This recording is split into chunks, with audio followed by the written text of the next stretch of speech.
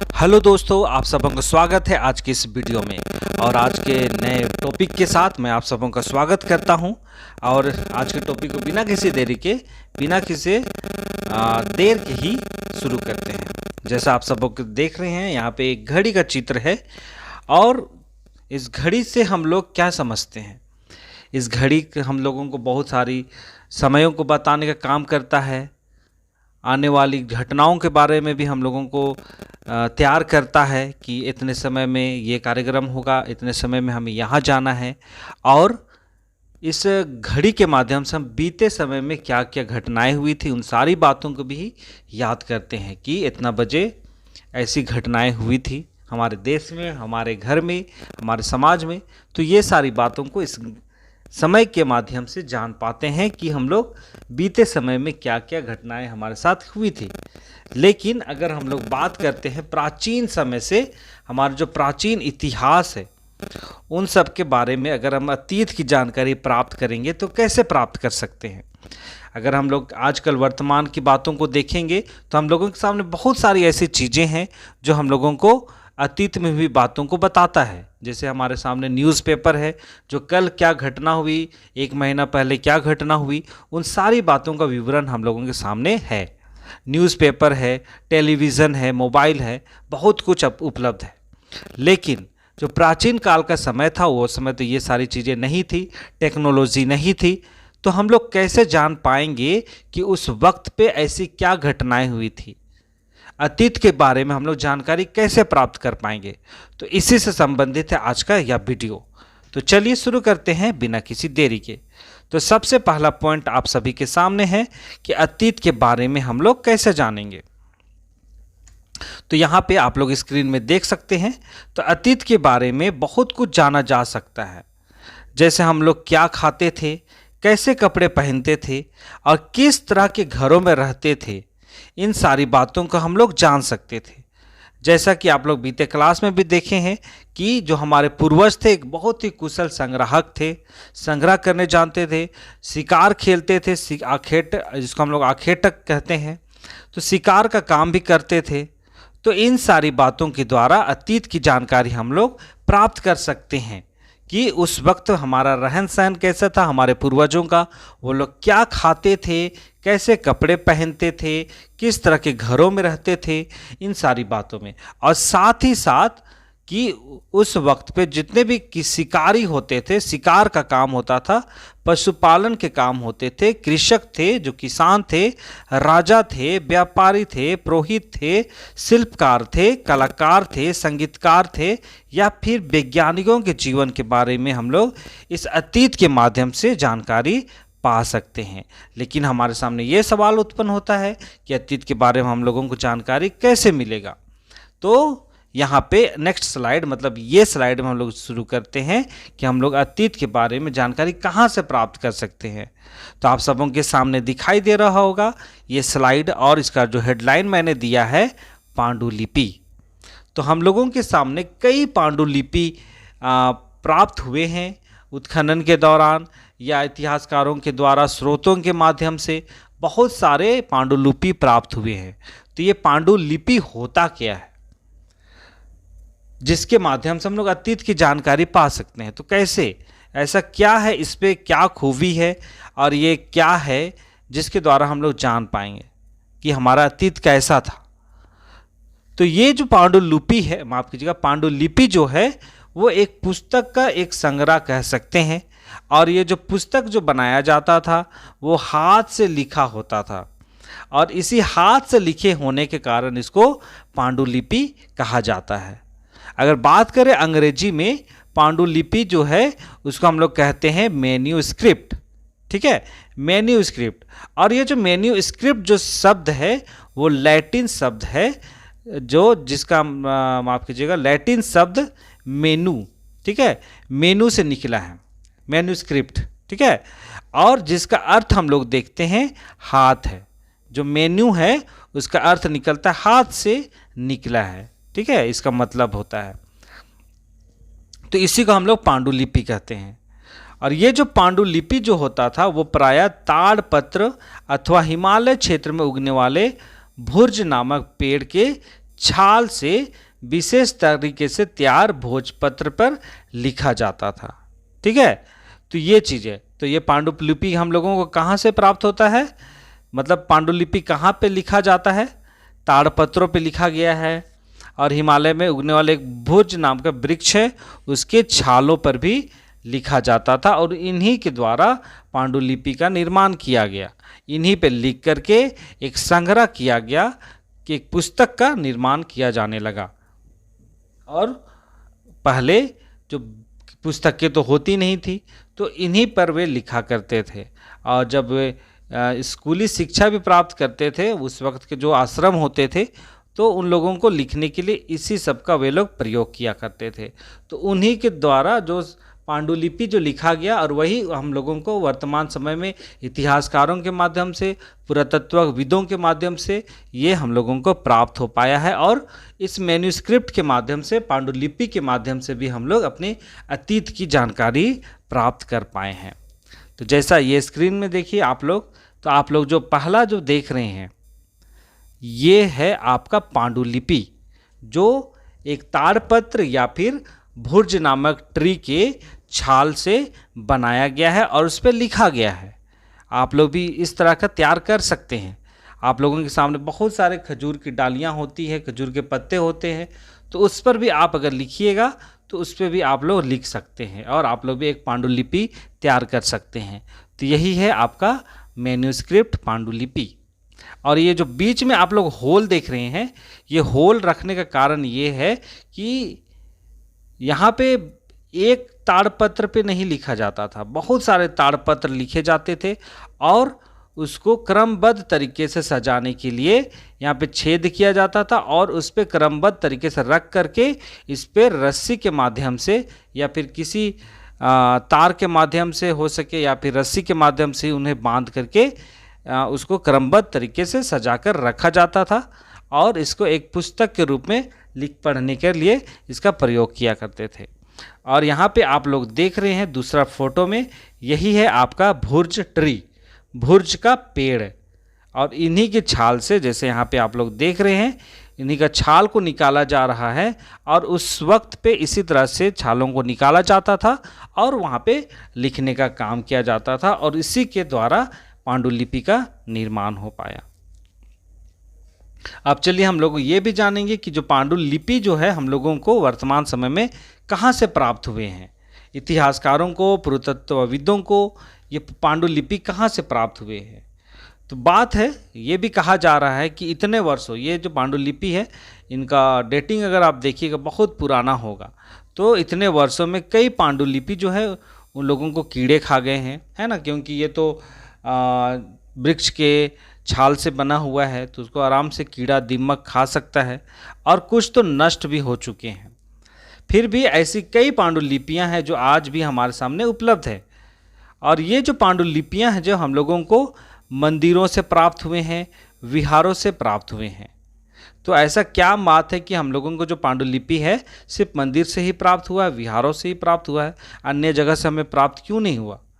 हम लोगों को इसलिए प्राप्त नहीं हुआ है क्योंकि इन पुस्तकों में जो भी हम लोगों को प्राप्त हुआ है उनमें धार्मिक मान्यताओं, व्यवहारों, राजाओं का जीवन, औषधियाँ तथा विज्ञान आदि सभी प्रकार के विषयों की चर्चा हम लोगों को मिल पाई है। इसलिए हम लोगों को ये जो पांडुलिपि है सिर्फ और सिर्फ मंदिरों और विहारों से प्राप्त हुआ है।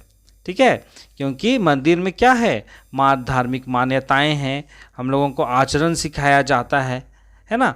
और कई धर्मगुरु थे, उन लोगों के द्वारा औषधियाँ भी तैयार की जाती थी, तो इन सबों को लिखने के लिए पांडुलिपि का निर्माण किया जाता था। तो इसी के आधार पर हम लोगों को जो पांडुलिपि है वो मंदिरों और विहारों में ही प्राप्त हुआ है। ठीक है, और इनके अतिरिक्त हमारे यहाँ महाकाव्य है ना, ये धार्मिक मान्यताओं, व्यवहारों, राजाओं का जीवन, औषधियों, विज्ञान, तो इनके अलावा हमारे पास हम लोगों को जो पांडुलिपि प्राप्त हुई है, महाकाव्य, कविताओं और नाटक की भी पांडुलिपि हम सबों को प्राप्त हुई है। अगर हम लोग इस पांडुलिपि में अगर लेख देखते हैं तो जैसा आजकल स्क्रिप्ट क्या है, हिंदी देवनागरी है ना, देवनागरी में लिखते थे, लेकिन उस वक्त की जो भाषा है क्या थी? संस्कृत। तो अधिकतर जो पांडुलिपि हमें मिली है संस्कृत भाषा में लिखे हुए मिले हैं, और साथ ही साथ प्राकृतिक भाषा में, तमिल भाषा में लिखे हुए प्राप्त हुए हैं। और ये जो प्राकृत भाषा जो है उसको आम लोगों के द्वारा, आम जनता के द्वारा बोला जाता था, उनके द्वारा प्रयोग किया जाता था। लेकिन अधिकतर अगर हम लोग पांडुलिपि की बात करते हैं तो संस्कृत भाषा में ही और प्राकृत भाषा में अधिकतर प्राप्त हुए हैं। चलिए आगे हम लोग जानेंगे। अतीत की जानकारी हमें अभिलेख के माध्यम से भी प्राप्त हो सकते हैं। तो अभिलेख होता क्या है, इस स्लाइड के माध्यम से हम लोग समझेंगे। तो जो अभिलेख है वो एक पत्थर है, ठीक है, पत्थर है या फिर उसको धातु कह सकते हैं, जो अपेक्षाकृत कठोर सतहों पर उत्कीर्ण किए हुए मिलते थे। मतलब जो पत्थर हो गया, जो कठोर सतह है, ठीक है, जो पत्थर तो ऑलरेडी कठोर होता है, उसका जो सतह है वो भी कठोर होता है, तो उस पर भी बहुत सारे स्क्रिप्ट हम लोगों को प्राप्त हुए हैं, ठीक है। उत्खनन के माध्यम से या फिर सर्वेक्षण के माध्यम से हम लोगों को बहुत सारे इस तरह के कठोर सतह प्राप्त हुए हैं जिसपे कई स्क्रिप्ट को लिखा हुआ देखा गया है। तो यही जो कठोर सतह जो है ना सिर्फ पत्थर बल्कि और कुछ धातु भी हो सकता है, लोहा भी हो सकता है, तो उस पर भी उत्कीर्ण है। तो जो इस तरह के जो हमें प्राप्त हुए हैं तो उसी चीज़ों को हम लोग अभिलेख कहते हैं, ठीक है। तो ये अभिलेख जो होता है क्या होता है ये जान गए, लेकिन अभिलेख में जो हम लोगों को स्क्रिप्ट दिखता है उस पर क्या लिखा होता है। जैसे हम लोग पांडुलिपि में क्या देखे, और सिद्धि के बारे में जाने, धार्मिक ज्ञान, आचरण, इन सब बारे में यहाँ पे लिखा हुआ रहता है। लेकिन जो अभिलेख है इस पे हम लोग क्या देखते हैं, इस पे हम लोग देखते हैं कि शासक मतलब राजा अथवा अन्य लोग अपने आदेशों को इस तरह उत्कीर्ण करवाते थे। जो उस वक्त के जो राजा लोग होते थे जनता को कुछ सूचना देने के लिए, जनता के लिए कोई कानून नियम बनाते थे, तो पत्थरों पे उत्कीर्ण करते थे, पत्थरों को खुदवाते थे, उस पे लिखवाते थे, और जहाँ पे जनता लोग रहते थे, आम जनता रहते थे, वहाँ पे उनको गाड़ दिया जाता था ताकि जो भी आम जनता है वे लोग वहाँ पे देख सकते थे, ठीक है। और साथ ही साथ ये भी कहा गया है कि और इस तरह के और भी अलग अलग तरीके से अभिलेख भी हम लोगों को मिले हैं, जिनमें राजाओं तथा रानियों सहित अन्य स्त्री पुरुषों ने भी अपने कार्यों को विवरण उत्कीर्ण करवाए हैं, माने कार्यों को। उदाहरण के तौर पर अगर देखा जाए तो शासक जो थे लड़ाइयों में अर्जित विजयों का भी लेखा जोखा देते थे। जैसे हमारे अशोक जो थे और चंद्रगुप्त मौर्य भी थे, तो उन लोगों के द्वारा भी कई अपने जो विजय गाथा है उनको शिलालेख के माध्यम से, अभिलेख के माध्यम से पूरी जनता को बताने का काम किया करते थे। अपने विजय गाथा को भी वे लोग लिखते थे। जैसे यहाँ पे आप लोग देख सकते हैं, ये है आपका अभिलेख, ठीक है। जिस तरह आप लोग यहाँ पे देख रहे हैं, पत्थरों को खुदवा करके उस पर स्क्रिप्ट लिखा हुआ है ना। तो यही है अभिलेख। इसके माध्यम से अपना जो बात है जनता तक पहुंचाने का भी काम किया करते थे। नियम कानून को बदलना हो, टैक्स की बातें हो, तो ये सब इसमें उत्कीर्ण किया करते थे और विजय गाथा को भी लिखते थे। अब चलिए हम लोग जानेंगे पुरातत्व के माध्यम से भी हम लोग अपने अतीत की जानकारी को पा सकते हैं। तो जो पुरातत्व क्या है, तो पुरातत्व जो है वैसे अध्ययन को कहते हैं जिस पे पुरातत्वविद जो है पत्थर, ईंटों से बनी इमारतों के अवशेष, चित्रों, मूर्तियों का अध्ययन करते हैं और उत्खनन भी किया करते हैं ना। यहाँ पे पूरी बातों को नहीं लिखा गया है। और उत्खनन के माध्यम से भी बहुत सारे इतिहास की बातों को उजागर करने का भी पुरातत्वविदों के द्वारा काम किया जाता है। और जो भी ईंट होते हैं, पत्थर होते हैं, चित्र होते हैं, मूर्तियाँ होती हैं, औजार होते हैं, हथियार, बर्तन, आभूषण, सिक्के जो प्राप्त होती है, खुदाई भी किया करते हैं। तो ये जो प्राप्त होती है, ये जो भी वस्तुओं का नाम आप देख रहे हैं, तो इसके माध्यम से भी पुरातत्वविदों के द्वारा हमें कई इतिहास की जानकारी हम लोगों को प्राप्त होती है। तो पुरातत्व के माध्यम से हम लोग भी अपने अतीत के बारे में जानकारी पाते हैं। जैसे उत्खनन किया जाता है, अगर कहीं कब्रगाह मिलता है तो कब्रगाह का भी उत्खनन किया जाता है और उसके माध्यम से उस वक्त का जो सामाजिक जीवन है उन सब की भी जानकारी प्राप्त होती है। जैसे यहाँ पे बर्तन देख रहे हैं, औजार देख रहे हैं, तो औजार के माध्यम से हम लोग राजनीतिक जीवन को देख सकते हैं, डिफेंस की स्थिति कैसी थी, डिफेंस, सुरक्षा, रक्षा, ये सारी बातों को देख सकते हैं। हथियार से हम लोग सैनिक व्यवस्था के बारे में हम लोग जान पाते हैं। बर्तन, आभूषण, सिक्के, इन सब से हम लोग सामाजिक जीवन के भी प्राप्त जानकारी पाते हैं। तो इन सारी बातों के द्वारा हम लोग अपने अतीत के बारे में जानकारी हम लोग आसानी से प्राप्त कर पाते हैं। ठीक है। और साथ में ये भी कहा गया जो पुरातत्वविद है वो जानवरों, चिड़ियों, मछलियों के हड्डियां भी ढूंढते हैं। हड्डियों के माध्यम से C14 डेटिंग के माध्यम से हम लोग जो पुरातत्वविद होते हैं वे लोग इसके माध्यम से, इनके हड्डियों के माध्यम से भी कई जानकारी, तिथियों का भी उजागर कर पाते हैं पुरातत्व के माध्यम से। और इससे उन्हें यह जानने में भी जो हड्डियां प्राप्त होती है उसे ये मदद मिलता है कि अतीत में लोग क्या खाते थे, इनकी भी जानकारी प्राप्त होती है। ठीक है। उत्खनन किया जाता है तो जो भी हड्डियां प्राप्त होती है तो उनसे भी हम लोग बहुत सारी बातों को जान पाते हैं, अपने अतीत की जानकारी प्राप्त कर पाते हैं। ठीक है। देखिए ये है पुरातत्वविद, सब आर्कियोलॉजिस्ट जिसको हम लोग अंग्रेजी में कहते हैं। तो यहाँ पे आप लोग क्या देख रहे हैं, कब्रगाह है जहाँ पे आप लोग बहुत सारे कंकाल देख रहे हैं, जो ये लोग सफाई कर रहे हैं कंकाल का, और इन्हीं कंकाल को वे लोग निकालेंगे और इनकी हड्डियों से DNA टेस्ट होगा और इन हड्डियों के माध्यम से ही। और कब्रगाह के दौरान वहाँ पे आप लोग बहुत सारे प्राचीन काल समय में देखिएगा जो बरियल किया जाता था, दफनाया जाता था, उनके साथ ही साथ कई वस्तुओं को भी दफनाया जाता था। तो इस सब बातों के द्वारा भी बहुत सारी अतीत की जानकारी हम लोगों को प्राप्त हो पाती है। तो इस तरह से आज के इस वीडियो में हमने जाना अपने अतीत की जानकारी को कैसे प्राप्त कर सकते हैं। पुरातत्व के द्वारा जो उत्खनन के द्वारा प्राप्त वस्तुएं होती है उन सब से हम लोग अतीत की जानकारी प्राप्त कर सकते हैं। अभिलेख के द्वारा जो पत्थरों पे या फिर कठोर सतह पे, धातु पे जो उत्कीर्ण स्क्रिप्ट होते हैं, लेख होते हैं, उनको पढ़ करके भी अतीत की जानकारी हमें प्राप्त हो पाती है। और साथ ही साथ पांडुलिपि जो है, पांडुलिपि के माध्यम से भी हम लोगों को बहुत सारी जानकारी प्राप्त हो पाती है अतीत के बारे में। तो इस तरह से हम लोग जान पाते हैं अतीत के बारे में। कैसे जानकारी पाएंगे, इसका उत्तर हम लोग यही प्राप्त कर सकते हैं। ठीक है। तो बहुत सारी और भी बातें हैं जिससे हम लोग अतीत की जानकारी प्राप्त कर सकती है, लेकिन ज़्यादा लंबा वीडियो हो सकता है, इस चलते मैंने संक्षेप में आप लोगों के सामने चित्र के माध्यम से समझाने का प्रयास किया है। तो चलिए इसी के साथ मैं इसी आशा के साथ कि आप लोग इस वीडियो को समझ पाए होंगे, तो इसी आशा के साथ आज की इस वीडियो को यहीं पे समाप्त करता हूं।